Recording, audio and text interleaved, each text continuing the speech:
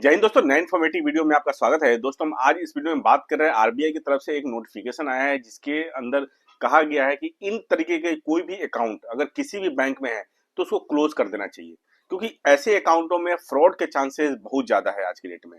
तो इन लोगों को बंद करने की बात कर रही है आरबीआई। तो इस वीडियो के लास्ट तक बनिएगा और समझिएगा कि अगर आपका भी अकाउंट इन स्टेजों में है तो आप हो जाइए सावधान, क्योंकि आपका अकाउंट हो जाएगा आप क्लोज किसी भी मोमेंट में।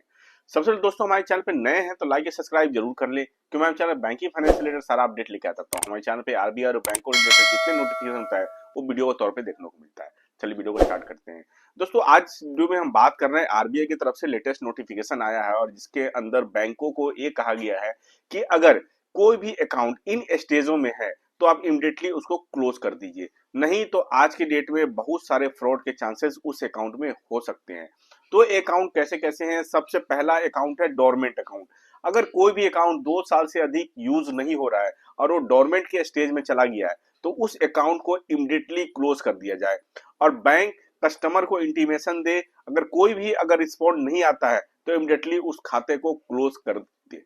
अगर किसी कारणवश अगर उस अकाउंट में पैसे हैं तो उस एड्रेस पे उसको भेज दिया जाएगा, या नहीं तो उस पैसे को आरबीआई के अकाउंट में ट्रांसफर कर दिया जाएगा।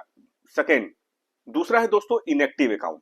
अगर इनएक्टिव अकाउंट क्या होता है कि अगर 1 सालों से अकाउंट में किसी तरीके की कोई भी ट्रांजेक्शन नहीं हुई है, अगर उस अकाउंट में पैसा भी पड़ा हुआ है, लेकिन इनएक्टिव का मतलब क्या है कि पता नहीं चल पा रहा है वो कस्टमर कहाँ है, कहाँ, और इस अकाउंट के थ्रू अगर कोई भी ट्रांजेक्शन नहीं हो रही है तो कुछ ना कुछ गलत गतिविधि होने के चांसेस है। इन फ्यूचर कुछ गलत फ्रॉड भी हो सकते हैं, या इस अकाउंट का जो पर्सन है वो एक्टिव नहीं है। एक्टिव नहीं है मीन्स अगर कल के डेट में कोई फ्रॉड के पैसे आ जाते हैं या किसी कारणवश किस तरह की दिक्कत होता है तो फिर उस कस्टमर को आप नहीं ढूंढ पाएंगे। तो यही बैंकों को कहा गया, मान लीजिए कि बैंकर कोई ट्रांसफर एंट्री कर रहा है और किसी भी इनएक्टिव अकाउंट में पैसा चला गया, फिर इनएक्टिव अकाउंट में पैसा जाने के बाद फिर वहां से रिकवरी होने के चांसेस नहीं है, या यूपीआई फ्रॉड हो रही है, उस अकाउंट में पैसे इकट्ठे हो रहे हैं, 1 साल से यूज नहीं हो रहा है, तो यहाँ भी फ्रॉड के चांसेस बढ़ रहे हैं। और थर्ड अकाउंट ऐसे अकाउंट है जीरो बैलेंस अकाउंट। बहुत सारे लोगों ने जीरो बैलेंस अकाउंट खुलवा लिए लेकिन अकाउंट्स में कोई ट्रांसफर नहीं हो रहा है, जिसकी वजह से क्या हुआ, बैंकों के कस्टमर आईडी जो क्लाइंट आईडी है बढ़ तो गए हैं लेकिन उसके अंदर एमआईबी नहीं है, पैसे नहीं है उसके अंदर में। उसके वजह से भी आरबीआई को बहुत सारा कंसर्न है कि ऐसे अकाउंटों में जो एकाएक अगर कोई फंडिंग आ जाती है तो फिर क्या कंसर्न है।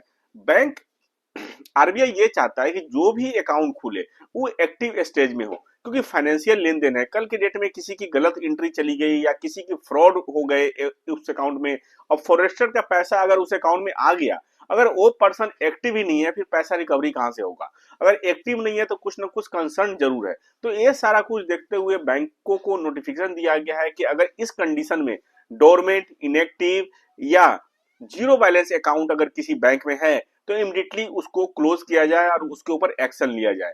और इसके साथ के साथ अगर डोरमेंट अकाउंट्स के अंदर में, इनएक्टिव अकाउंट्स के अंदर में अगर कोई भी कस्टमर अगर ब्रांच आता है फिर उस कंडीशन में उसका केवाईसी जरूर चेक किया जाए कि उसकी लेटेस्ट केवाईसी अपडेट है या नहीं है।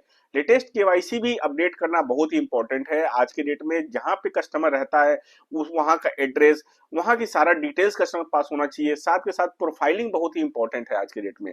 अगर किसी टाइम में किसी पर्सन ने खाता खुलवाया, उस समय सैलरी था, लेकिन 2-3 सालों में वो सेल्फ एम्प्लॉयड हो गया और उस अकाउंट में मल्टीपल ट्रांजेक्शन होने लगे, तो उस कंडीशन में बैंक का प्रोफाइल के अकॉर्डिंग ट्रांजेक्शन नहीं होता है, तो वहां भी कंसर्न है।